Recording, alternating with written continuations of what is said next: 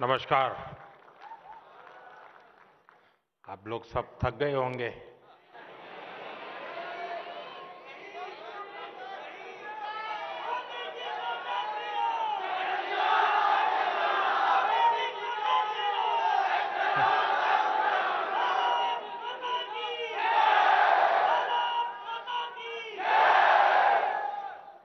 अर्नब की अर्नब की ऊंची आवाज से कान तो जरूर थक गए होंगे।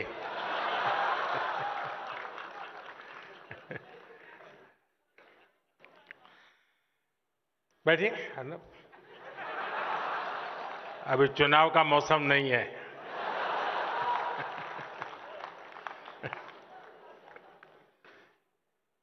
सबसे पहले तो मैं रिपब्लिक टीवी को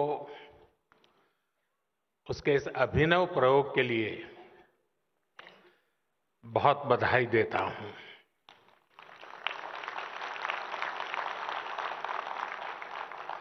आप लोग युवाओं को ग्रासरूट लेवल पर इन्वॉल्व करके इतना बड़ा कंपटीशन कराकर यहां लाए हैं। जब देश का युवा नेशनल डिस्कोर्स में इन्वॉल्व होता है तो विचारों में नवीनता आती है। वो पूरे वातावरण में एक नई ऊर्जा भर देता है और यही ऊर्जा इस समय हम यहां महसूस भी कर रहे हैं।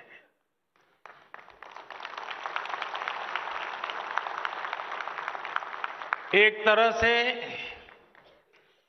युवाओं के इन्वॉल्वमेंट से हम हर बंधन को तोड़ पाते हैं, सीमाओं के परे जा पाते हैं। फिर भी कोई भी लक्ष्य ऐसा नहीं रहता जिसे पाया न जा सके। कोई मंजिल ऐसी नहीं रहती जिस तक पहुंचा न जा सके। रिपब्लिक टीवी ने इस समिट के लिए एक नए कंसेप्ट पर काम किया है। मैं इस समिट की सफलता के लिए आप सभी को बहुत बहुत बधाई देता हूं, आपका अभिनंदन करता हूं। अच्छा, मेरा भी इसमें थोड़ा स्वार्थ है।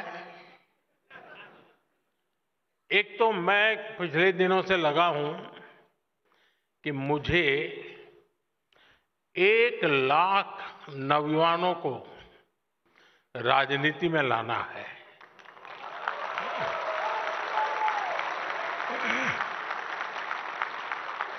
और वो 1 लाख ऐसे जो उनकी फैमिली में फर्स्ट टाइमर हो।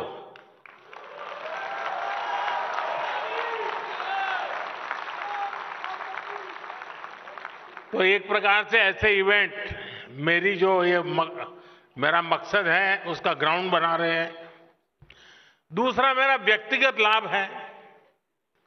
व्यक्तिगत लाभ ये है कि 29 में जो वोट करने जाएंगे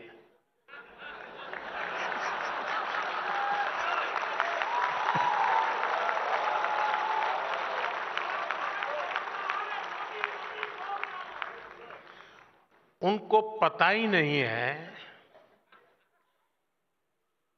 कि 2014 के पहले अखबारों की हेडलाइन क्या हुआ करती थी। उसे पता नहीं है 10-10, 12-12 लाख करोड़ के घोटाले होते थे। उसे पता नहीं है। और वो जब 29 में वोट करने जाएगा तो उसके सामने कंपैरिजन के लिए कुछ नहीं होगा।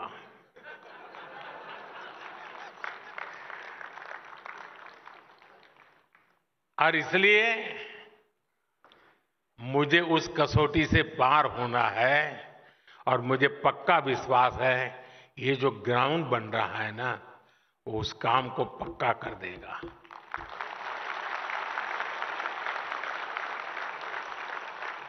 साथियों, आज पूरी दुनिया कह रही है कि ये भारत की सदी है। क्या आपने नहीं सुना है?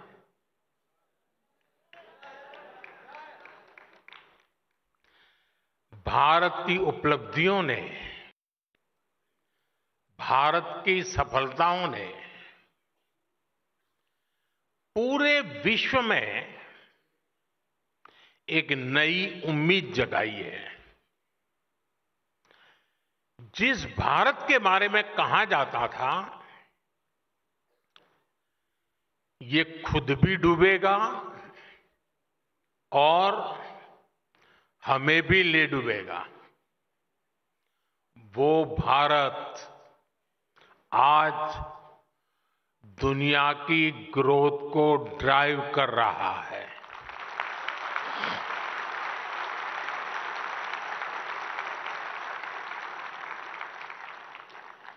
मैं भारत के फ्यूचर की दिशा क्या है, ये हमें आज के हमारे काम और सिद्धियों से पता चलता है। आजादी के 65 साल बाद भी भारत दुनिया की 11वें नंबर की इकोनॉमी था। बीते दशक में हम दुनिया की 5वें नंबर की इकोनॉमी बने और अब उतनी ही तेजी से दुनिया की तीसरी सबसे बड़ी अर्थव्यवस्था बनने जा रहे हैं। साथियों, मैं आपको 18 साल पहले की भी याद दिलाता हूं। ये 18 साल का खास कारण है क्योंकि जो लोग 18 साल की उम्र के हुए हैं, जो पहली बार वोटर बन रहे हैं, उनको 18 साल के पहले का पता नहीं है, इसलिए मैंने वो आंकड़ा लिया है। 18 साल पहले यानी 2007 में भारत की annual GDP 1 lakh crore dollar तक पहुंची थी। यानी आसान शब्दों में कहें तो ये वो समय था जब एक साल में भारत में 1 लाख करोड़ डॉलर की इकोनॉमिक एक्टिविटी होती थी। अब आज देखिए क्या हो रहा है। अब एक क्वार्टर में ही लगभग 1 लाख करोड़ डॉलर की इकोनॉमी एक्टिविटी हो रही है। इसका क्या मतलब हुआ? 18 साल पहले के भारत में साल भर में जितनी इकोनॉमिक एक्टिविटी हो रही थी उतनी अब सिर्फ 3 महीने में होने लगी है। ये दिखाता है कि आज का भारत कितनी तेजी से आगे बढ़ रहा है। मैं आपको कुछ उदाहरण दूंगा जो दिखाते हैं कि बीते एक दशक में कैसे बड़े बदलाव भी आए और नतीजे भी आए। बीते 10 सालों में हम 25 करोड़ लोगों को गरीबी से बाहर निकालने में सफल हुए हैं।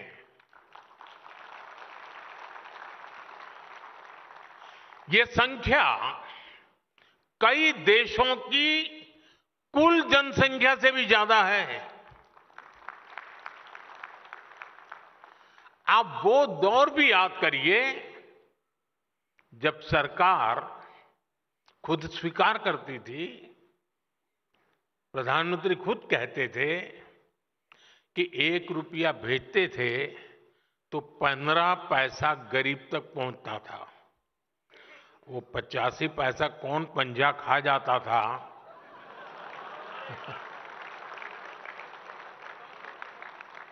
और एक आज का दौर है।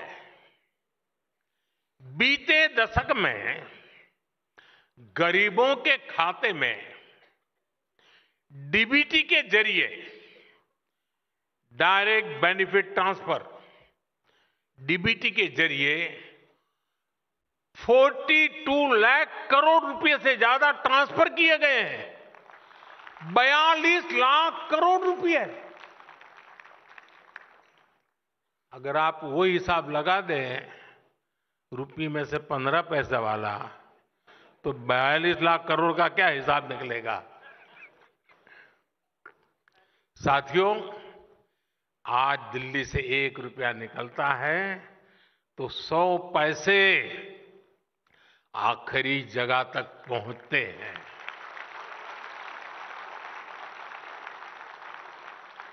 साथियों, 10 साल पहले सोलर एनर्जी के मामले में भारत दुनिया में कहीं गिनती नहीं होती थी।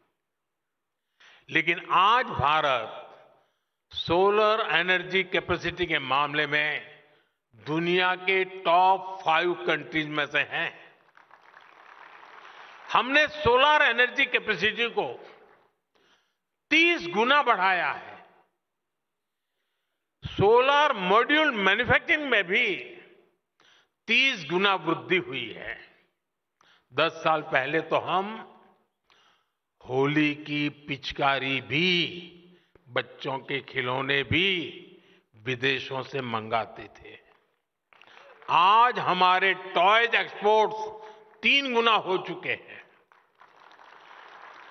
10 साल पहले तक हम अपनी सेना के लिए राइफल तक विदेशों से इंपोर्ट करते थे और बीते 10 वर्षों में हमारा डिफेंस एक्सपोर्ट 20 गुना बढ़ गया है। साथियों, इन 10 वर्षों में हम दुनिया के दूसरे सबसे बड़े स्टील प्रोड्यूसर हैं, दुनिया के दूसरे सबसे बड़े मोबाइल फोन मैन्युफैक्चरर है और दुनिया का तीसरा सबसे बड़ा स्टार्टअप इकोसिस्टम बने हैं। इन्हीं 10 सालों में हमने इंफ्रास्ट्रक्चर पर अपने कैपिटल एक्सपेंडिचर को 5 गुना बढ़ाया है। देश में एयरपोर्ट की संख्या 2 गुनी हो गई है। इन 10 सालों में ही देश में ऑपरेशनल एम्स की संख्या 3 गुना हो गई है और इन्हीं 10 सालों में मेडिकल कॉलेजों और मेडिकल सीट्स की संख्या भी करीब करीब 2 गुनी हो गई है। साथियों, आज के भारत का मिजाज कुछ और ही है। आज का भारत बड़ा सोचता है, बड़े टारगेट तय करता है और आज का भारत बड़े नतीजे ला करके दिखाता है। और ये इसलिए हो रहा है क्योंकि देश की सोच बदल गई है। भारत बड़ी एस्पिरेशन के साथ आगे बढ़ रहा है। पहले हमारी सोच ये बन गई थी, चलता है, होता है, अरे चलने दो यार, जो करेगा करेगा, अपन अपना चला लो। पहले सोच कितनी छोटी हो गई थी। मैं इसका एक उदाहरण देता हूं।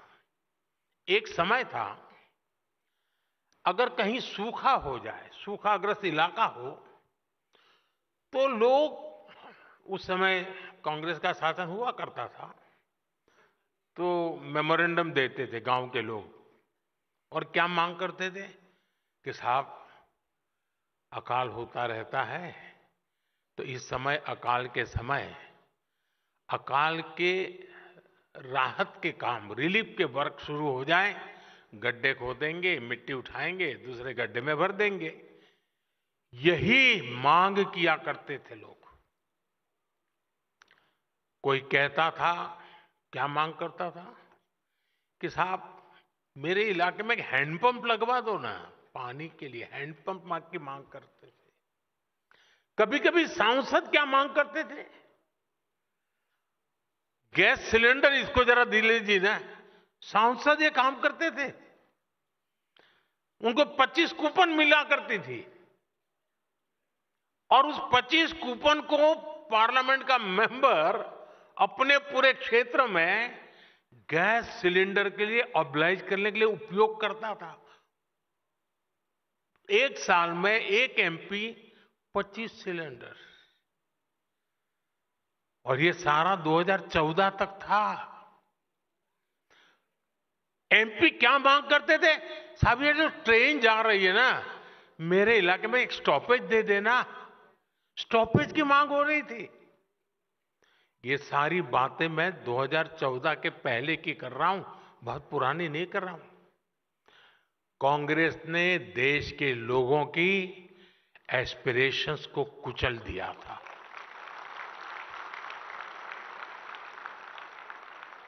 इसलिए देश के लोगों ने उम्मीद लगानी भी छोड़ दी थी। मान लिया था यार इनसे कुछ होना नहीं है, क्या कर रहा है। लोग कहते थे कि भाई ठीक है, तुम इतना ही कर सकते तो इतना ही कर दो। और आज आप देखिए हालात और सोच कितनी तेजी से बदल रही है। अब लोग जानते हैं कि कौन काम कर सकता है, कौन नतीजे ला सकता है। और ये सामान्य नागरिक नहीं, आप सदन के भाषण सुनोगे तो विपक्ष भी यही भाषण करता है, मोदी जी ये क्यों नहीं कर रहे हो। इसका मतलब उनको लगता है कि यही करेगा।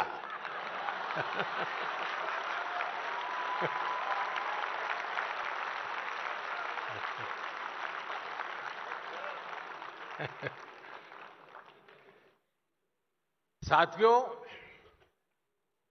आज जो एस्पिरेशंस हैं उसका प्रतिबिंब उनकी बातों में झलकता है। कहने का तरीका बदल गया। अब लोगों की डिमांड क्या आती है, लोग पहले स्टॉपेज मांगते थे, अब आकर के कहते जी मेरे यहां भी तो एक वंदे भारत शुरू कर दो।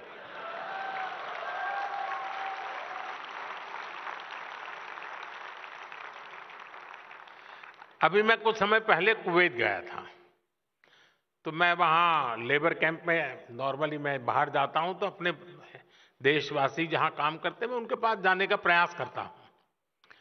तो मैं वहां लेबर कॉलोनी में गया था, तो हमारे जो श्रमिक भाई बहन हैं जो वहां कुवैत में काम करते हैं, उनसे कोई 10 साल से, कोई 15 साल से वहां काम, मैंने से बात कर रहा था। अब देखिए, एक श्रमिक बिहार के गांव का जो 9 साल से कुवैत में काम कर रहा है, बीच बीच में आता है।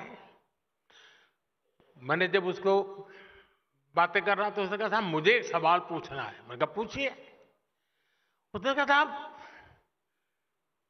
मेरे गांव के 5 डिस्ट्रिक्ट हेडक्वार्टर पे इंटरनेशनल एयरपोर्ट बना दीजिए ना। जी मैं इतना प्रसन्न हो गया कि मेरे देश के बिहार के गांव का श्रमिक जो 9 साल से कुवैत में मजदूरी करता है, वो भी सोचता है अब मेरे डिस्ट्रिक्ट में इंटरनेशनल एयरपोर्ट बनेगा। ये है आज भारत के एक सामान्य नागरिक की एस्पिरेशन, जो विकसित भारत के लक्ष्य की ओर पूरे देश को ड्राइव कर रही है। साथियों, किसी भी समाज की, राष्ट्र की ताकत तभी बढ़ती है जब उसके नागरिकों के सामने से बंदिशें हटती हैं, बाधाएं हटती हैं, रुकावटों की दीवारें गिरती है, तभी उस देश के नागरिकों का सामर्थ्य बढ़ता है। आसमान की ऊंचाई भी उनके लिए छोटी पड़ जाती है। इसलिए हम निरंतर उन रुकावटों को हटा रहे हैं जो पहले की सरकारों ने नागरिकों के सामने लगा रखी थी। अब मैं उदाहरण देता हूं स्पेस सेक्टर। स्पेस सेक्टर में पहले सब कुछ इसरो के ही जिम्मे था। इसरो ने निश्चित तौर पर शानदार काम किया, लेकिन स्पेस साइंस और एंटरप्रेन्योरशिप को लेकर देश में जो बाकी सामर्थ्य था उसका उपयोग नहीं हो पा रहा था। सब कुछ इसरो में सिमट गया था। हमने हिम्मत करके स्पेस सेक्टर को युवा इनोवेटर्स के लिए खोल दिया। और जब मैंने निर्णय किया था, किसी अखबार की हेडलाइन नहीं बना था, क्योंकि समझ भी नहीं है। रिपब्लिक टीवी के दर्शकों को जानकर खुशी होगी कि आज 250 से ज्यादा स्पेस स्टार्टअप देश में बन गए हैं। ये मेरे देश के युवाओं की कमाल है। यही स्टार्टअप्स आज विक्रम एस और अग्निबाण जैसे रॉकेट्स बना रहे हैं। ऐसे ही मैपिंग के सेक्टर में हुआ। इतने बंधन थे, आप एक एटलास नहीं बना सकते। टेक्नोलॉजी बदल चुकी है। पहले अगर भारत में कोई मैप बनाना होता था तो उसके लिए सरकारी दरवाजे पर सालों तक आपको चक्कर काटने पड़ते थे। हमने इस बंदिश को भी हटाया। आज जियो स्पेशियल मैपिंग से जुड़ा डेटा नए स्टार्टअप का रास्ता बना रहा है। साथियों, न्यूक्लियर एनर्जी से जुड़े सेक्टर को भी पहले सरकारी कंट्रोल में रखा गया था। बंदिशें थी, बंधन थे, दीवारें खड़ी कर दी गई थी। अब इस साल के बजट में सरकार ने इसको भी प्राइवेट सेक्टर के लिए ओपन करने की घोषणा की है। और इससे 2047 तक 100 गीगावाट न्यूक्लियर एनर्जी कैपेसिटी जोड़ने का रास्ता मजबूत हुआ है। साथियों, आप हैरान रह जाएंगे कि हमारे गांवों में 100 लाख करोड़ रुपए, 100 लाख करोड़ रुपीस, उससे भी ज्यादा अनटैप्ड आर्थिक सामर्थ्य पड़ा हुआ है। मैं आपके सामने फिर ये आंकड़ा दोहराऊं, 100 लाख करोड़ रुपए, ये छोटा आंकड़ा नहीं है। ये आर्थिक सामर्थ्य गांव में जो घर होते हैं उनके रूप में उपस्थित है। मैं आपको और आसान तरीके से समझाता हूं। अब जैसे यहां दिल्ली जैसे शहर में आपके घर 50 लाख के, 1 करोड़, 2 करोड़ के होते हैं। आपकी प्रॉपर्टी की वैल्यू पर आपको बैंक लोन भी मिल जाती है। अगर आपका दिल्ली में घर है तो आप बैंक से करोड़ों रुपए के लोन ले सकते हैं। अब सवाल यह है कि घर दिल्ली में ही थोड़े, गांव में भी तो घर है, वहां भी तो घरों के मालिक है। वहां ऐसा क्यों नहीं होता? गांवों में घरों पर लोन इसलिए नहीं मिलता क्योंकि भारत में गांव के घरों के लीगल डॉक्यूमेंट्स नहीं होते थे। प्रॉपर मैपिंग ही नहीं हो पाई थी। इसलिए गांव की इस ताकत का उचित लाभ देश को, देशवासियों को नहीं मिल पाया। और ये सिर्फ भारत की समस्या है ऐसा नहीं है। दुनिया के बड़े बड़े देशों में लोगों के पास प्रॉपर्टी के राइट्स नहीं है। बड़ी बड़ी अंतर्राष्ट्रीय संस्थाएं कहती हैं कि जो देश अपने यहां लोगों को प्रॉपर्टी राइट देता है, वहां की जीडीपी में उछाल आ जाता है। साथियों, भारत में गांव के घरों के प्रॉपर्टी राइट देने के लिए हमने एक स्वामित्व स्कीम शुरू की। इसके लिए हम गांव-गांव में ड्रोन से सर्वे करा रहे हैं, गांव के एक एक घर की मैपिंग करा रहे हैं।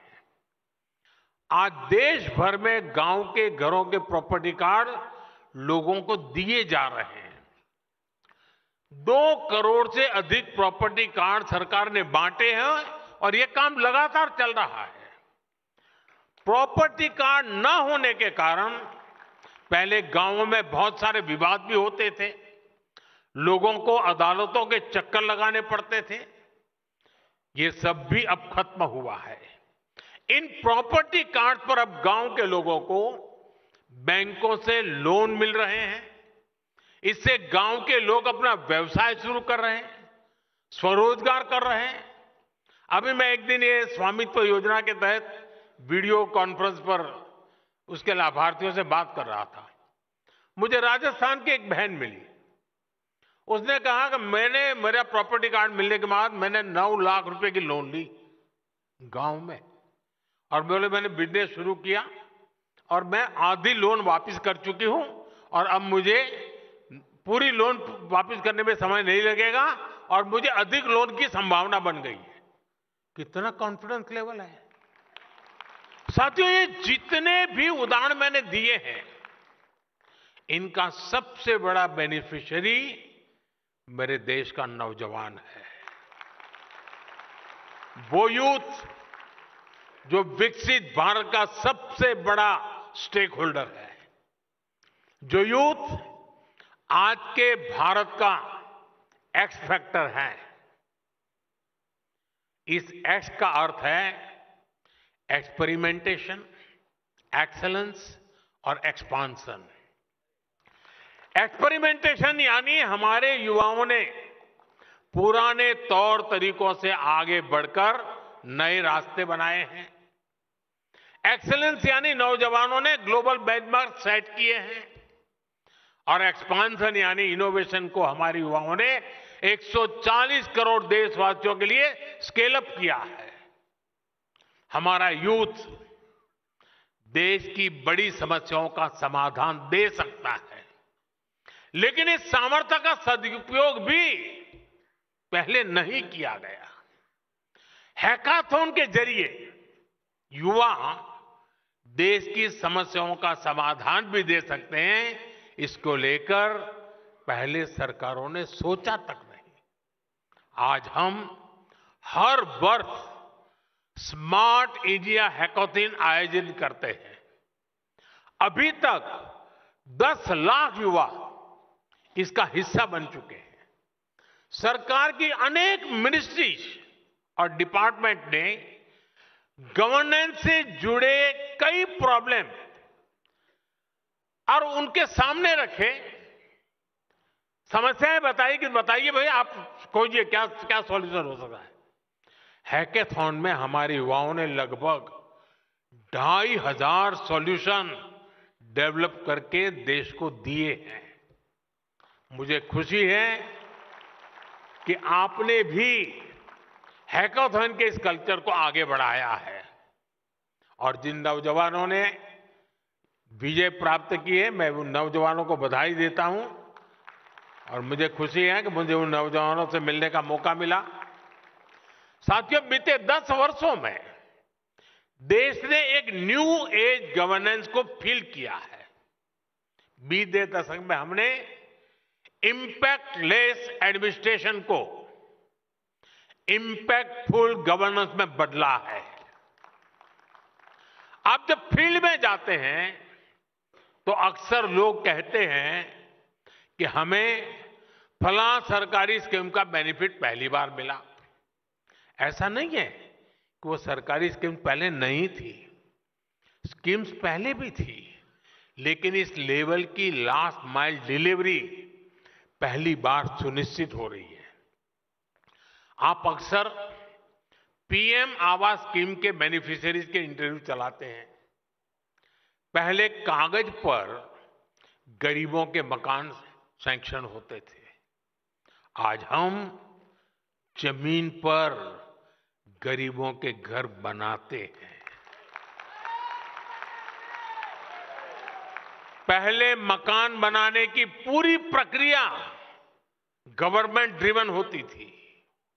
कैसा मकान बनेगा, कौन सा सामान लगेगा, ये सरकार ही तय करती थी। हमने इसको ओनर ड्रिवन बनाया। सरकार लाभार्थी के अकाउंट में पैसा डालती है, बाकी कैसा घर बनेगा ये लाभार्थी खुद डिसाइड करता है। और घर के डिजाइन के लिए भी हमने देश भर में कंपटीशन किया, घरों के मॉडल सामने रखे, डिजाइन के लिए भी लोगों को जोड़ा, जनभागीदार से चीजें तय की। इससे घरों की क्वालिटी भी अच्छी हुई है और घर तेज गति से कंप्लीट भी होने लगे हैं। पहले ईंट पत्थर जोड़कर आधे अधूरे मकान बनाकर दिए जाते थे, हमने गरीब को उसके सपनों का घर बनाकर दिया है। इन घरों में नल से जल आता है, उज्ज्वला योजना का गैस कनेक्शन होता है, सौभाग्य योजना का बिजली कनेक्शन होता है। हमने सिर्फ 4 दीवारें खड़ी नहीं की हैं, हमने उन घरों में जिंदगी खड़ी की है। साथियों, किसी भी देश के विकास के लिए बहुत जरूरी पक्ष है उस देश की सुरक्षा, नेशनल सिक्योरिटी। बीते दशक में हमने सिक्योरिटी पर भी बहुत अधिक काम किया है। आप याद करिए, पहले टीवी पर अक्सर सीरियल बम ब्लास्ट की ब्रेकिंग न्यूज चला करती थी, स्लीपर सेल्स के नेटवर्क पर स्पेशल प्रोग्राम हुआ करते थे। आज ये सब टीवी स्क्रीन और भारत की जमीन दोनों जगह से गायब हो चुका है। वरना पहले आप ट्रेन में जाते थे, हवाई अड्डे पर जाते थे, लावारिस कोई बैग पड़ी है तो छूना मत, ऐसी सूचनाएं आती थी। आज वो जो 18-20 साल के नौजवान हैं, उन्होंने वो सूचना सुनी ही नहीं होगी। आज देश में नक्सलवाद भी अंतिम सांसें गिन रहा है। पहले जहां 100 से अधिक जिले नक्सलवाद की चपेट में थे, आज ये 2 दर्जन से भी कम जिलों में ही सीमित रह गया है। ये तभी संभव हुआ जब हमने नेशन फर्स्ट की भावना से काम किया। हमने इन क्षेत्रों में गवर्नेंस को ग्रासरूट लेवल तक पहुंचाया। देखते ही देखते इन जिलों में हजारों किलोमीटर लंबी सड़कें बनी, स्कूल अस्पताल बने, 4G मोबाइल नेटवर्क पहुंचा और परिणाम आज देश देख रहा है। साथियों, सरकार के निर्णायक फैसलों से आज नक्सलवाद जंगल से तो साफ हो रहा है, लेकिन अब वो अर्बन सेंटर्स में पैर पसार रहा है। अर्बन नक्सलियों ने अपना जाल इतनी तेजी से फैलाया है कि जो राजनीतिक दल अर्बन नक्सल के विरोधी थे, जिनकी विचारधारा कभी गांधी जी से प्रेरित थी, जो भारत की जड़ों से जुड़ी थी, ऐसे राजनीतिक दलों में आज अर्बन नक्सल पैठ जमा चुके हैं। आज वहां अर्बन नक्सलियों की आवाज उनकी ही भाषा सुनाई देती है। इसी से हम समझ सकते हैं कि इनकी जड़ें कितनी गहरी हैं। हमें याद रखना है कि अर्बन नक्सली भारत के विकास और हमारी विरासत, इन दोनों के घोर विरोधी हैं। वैसे अर्नब ने भी अर्बन नक्सलियों को एक्सपोज करने का जिम्मा उठाया हुआ है। विकसित भारत के लिए विकास भी जरूरी है और विरासत को मजबूत करना भी आवश्यक है, और इसलिए हमें अर्बन नक्सलियों से सावधान रहना है। साथियों, आज का भारत हर चुनौती से टकराते हुए नई ऊंचाइयों को छू रहा है।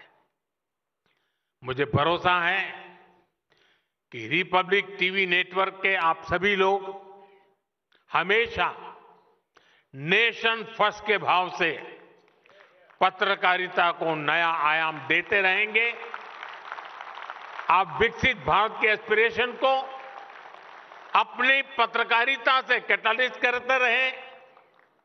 इसी विश्वास के साथ आप सभी का बहुत बहुत आभार, बहुत बहुत शुभकामनाएं। धन्यवाद।